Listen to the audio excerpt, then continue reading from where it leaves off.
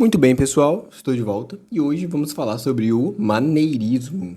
A arte, ela sempre tem uma datação um pouco confusa. Eu digo confusa no sentido de que algumas coisas não batem. E esse foi um dos primeiros questionamentos e uma das primeiras perturbações que eu tive quando eu comecei a estudar a arte no âmbito geral, porque eu achava que elas iam se conectar, os mundos iam se conectar. Eu imagino então que tem um barroco lá em 1750, esperando chegar o período galante, esperando chegar algumas revoluções, esperando chegar as mudanças do mundo, enquanto ele está escutando o seu Johann Sebastian Bach. E eu achava assim, ao mesmo tempo, 1750, ele tá curtindo ali um barroco tardio, ele tá dançando ali uma dança europeia tardia, e, na verdade, esses três campos da arte, música, artes visuais e dança, não estavam conversando muito bem. Isso devido ao fato de que as pinturas estavam em pleno neoclassicismo, as pessoas estavam em direção ao neoclassicismo, enquanto os músicos estavam seguindo o início do período galante, as revoluções, o piano forte estava chegando para mudar completamente a percepção auditiva de quem estava escutando, e a dança ia se divorciando da música, se afastando um pouco daquelas concepções musicais. Olha só que terrível quando as pessoas acham que é fácil você ficar datando arte. Especificamente falando de uma arte europeia. Normalmente é comum a gente ir aonde os grandes centros artísticos estão acontecendo. Então, assim, a gente acaba excluindo muita coisa. Arte africana, arte ocidental, e se a gente for tentar juntar tudo isso e fazer um panorama de datação do que está acontecendo no mundo, a confusão é ainda maior. Mas vamos uma confusão de cada vez. Hoje eu vou falar de uma pequena confusão, mas uma confusão muito pertinente, que é o maneirismo. Bom, o maneirismo ele vai anteceder o barroco, ele vai proceder o renascimento, ah, porém tudo isso é muito confuso. E perceba, não é confuso a realidade de como aconteceu, é confuso como muitas bibliografias tratam isso. Inclusive em provas de arte e questões de concurso, uma das coisas que mais pega a galera em geral é saber do que a questão está se tratando. O fato é que, quando eu pego algumas características do maneirismo, às vezes parece que está falando do Renascimento, às vezes parece que está falando do Barroco. É um pouco confuso. O movimento está encaixado em 1515 e 1600.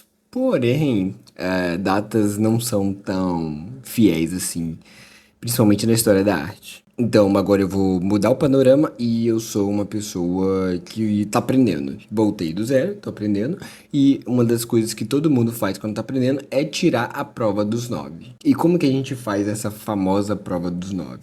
Eu pego o maneirismo e vejo quais são as características dele e vou analisar obras. Apreciação. A primeira característica que a gente encontra no maneirismo é o desenvolvimento de uma arte sofisticada. E o que isso quer dizer? Não sei. Os renascentistas já eram muito sofisticados e uma definição como essa não me traz muito. E a outra caracterização pode ser a estilização marcada pelo exagero. Exagero em formas, formas aritméticas, formas oblíquas. Isso me soa muito barroco. Tá, eu vou para uma próxima característica. Atenção aos detalhes. O que isso quer dizer? Nada. Combinação de cores fortes. Aqui eu já tenho um ponto. Aqui eu já consigo identificar. Apelo àquilo que é bizarro, aquilo que é perturbador. Tá melhorando muito. E distanciamento dos modelos clássicos e renascentistas, ou seja, próximo ao barroco e talvez ali pegando alguma coisa do que seria o realismo. Então vamos tirar a prova dos 9. Uma das obras mais famosas do maneirismo é a Madonna com o pescoço longo. E isso é um pouco estranho em diversos aspectos. Ok, o quadro vai me lembrar algumas outras obras, como A Virgem e o Som dos Anjos, algumas outras em que aparece uma representação da Virgem com alguém tocando ao redor. Era até comum e muito reprisado fazer isso. Mas essa tem um detalhe pertinente, é o tamanho do pescoço, que provavelmente representava uma síndrome. O bebê da Madonna está extremamente grande, Aqui nós vemos mais pessoas em volta, mais crianças em volta, aparentemente com feições femininas. Um fundo um tanto quanto estranho. Se fosse um pouquinho mais escuro, todo mundo falaria que era barroco. As cores e as formas lembra bastante o Renascimento e uma figura ali atrás no fundo com uma parte, um pilar. E um pilar que não dá a lugar nenhum. Ok, isso não é tão original, como eu disse. A gente já vê bastante coisa parecida. Mas aqui entraria no aspecto de apelo ao que é bizarro e perturbador. Não é tão perturbador assim, mas é notável o tamanho do pescoço. E essa obra do Parmigianino, ela tem uma beleza estética. Ela tem até talvez muito realismo para um período que não se propunha a representar de forma tão fiel assim uma realidade e soa e parece até como um próprio retrato. E como a semelhança de outras obras, a gente pode considerar sim que ele estava fazendo uma referência, mas trazendo algo perturbador, algo diferente. Porém, eu já não vejo a presença de cores tão fortes assim. O vermelho é uma cor forte, é uma cor quente, mas aqui não parece tão forte assim, tá mais voltado ao vinho. O amarelo tá bem escuro. A cortina amarela do lado, que seria uma cor quente também, não tá tão quente assim. E as próprias tonalidades, como se fosse um filtro, não estão quentes também. Então perceba como é difícil. Eu consegui aproximar dois parâmetros para analisar essa obra do maneirismo, mas o resto eu não consigo identificar.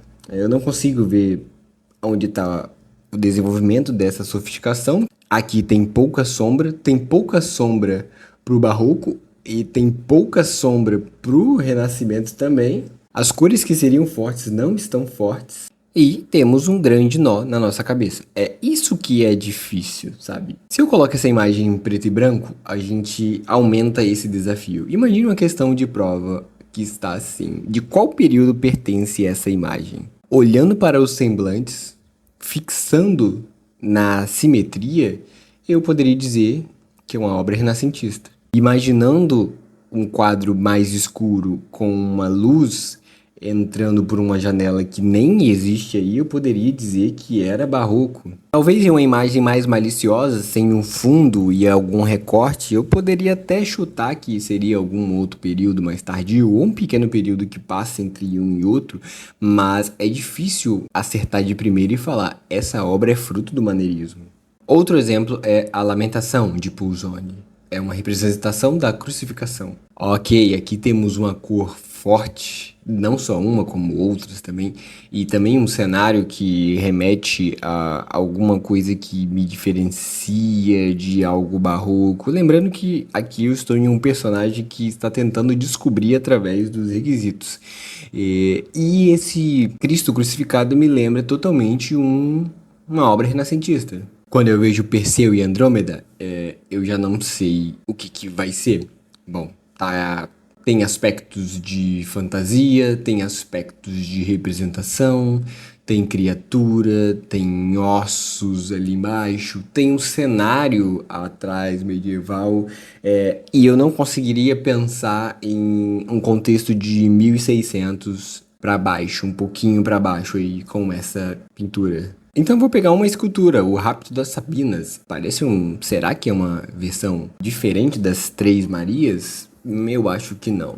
Claramente é uma obra serpentinada, é uma técnica de entrelaçar as figuras que querem ser representadas. Essencialmente, eu sou convencido que é um rapto, porém no panorama geral, isso seria maneirismo?